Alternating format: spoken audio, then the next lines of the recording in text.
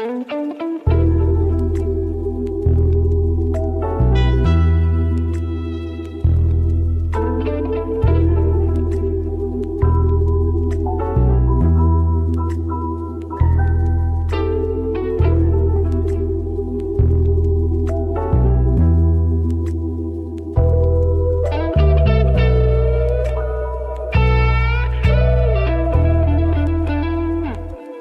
ក្មេងក្រៅសាលាឲ្យចូលរៀនមិនចង់ចូលចិត្តធ្វើអីផ្សេងអស់តាមតែចំណងដូចលុយម៉ាក់$1ឲ្យដាក់ណែតបាន3តង់ជីវិតវ័យកុមារអស់ហើហើយត្រឹមកង់ដល់ម៉ោងចូលផ្ទះស្បែកជើងក៏មិនមានការបោកខ្ញុំក៏បានយ៉ាងម៉េចហើយអ្នករៀនមកខ្ញុំភ័យស្លន់ស្លាដូចប៉ូលីសដេញចាប់ចោលគ្រូសាឈោមកសាលាគ្រូថាខ្ញុំអត់មកអវត្តមាន2-3ថ្ងៃស៊ីអស់2-3ដៃម៉ាក់រត់ចូលមកខាត់ប៉ាប្រាប់ថាកុំអីខ្ញុំយំស្ទើរសន្លប់ភាំងប៉ុនអស់ស្មារតីពេលនោះខ្ញុំពិតឈឺមិនមែនព្រោះគាត់វាយ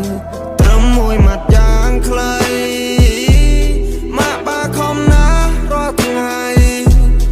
ឯងជាកូនបងអនាគតត្រូវមើលផងម៉ាក់បាចូលឲ្យចំណាគ្មានពេលយូរទេកូនរាប់ឆ្នាំរាប់ខែបានខ្ញុំកាយហើយបានយល់ពីបំណងពុកម៉ែគ្មានទ្រព្យចែកឲ្យកូន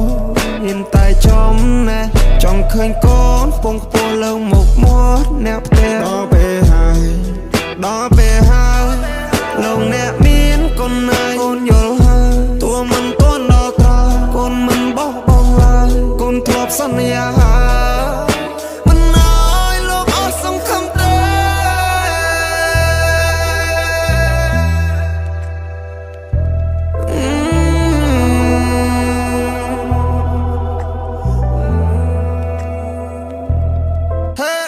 ដល់ពេលវេលាមួយដែរកូនអាចរឹងមាំហើយអាជីពការងារធ្វើច្បាស់លាស់មិនដូចមុនឡើយសវតាត្រូវបានលាត្រដាងចាញ់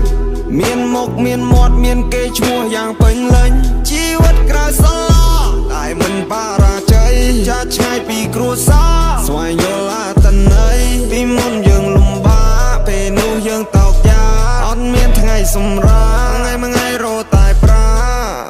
ជីវិតខ្ញុំដូចជារឿងនិទានអ្នកយកមករៀនអ្នកគិតគូរកន្លែងល្អអ្នកយកទៅចោះព្រោះកន្លែងអាក្រក់មិនឯង improve អ្នកថាបានតែឈប់មើលតែយ៉ាងអ្នកធ្វើជាអ្នកទទួលអ្នកខ្លាចបានតែស្ដីបន្ទោសមើលងាយបញ្ហាគឺថាវាស្រួលជីវិតខ្ញុំដូចជារឿងនិទានអ្នកយកមករៀនអ្នកគិតគូរកន្លែងល្អអ្នកយកទៅចោះព្រោះកន្លែងអាក្រក់មិនឯង improve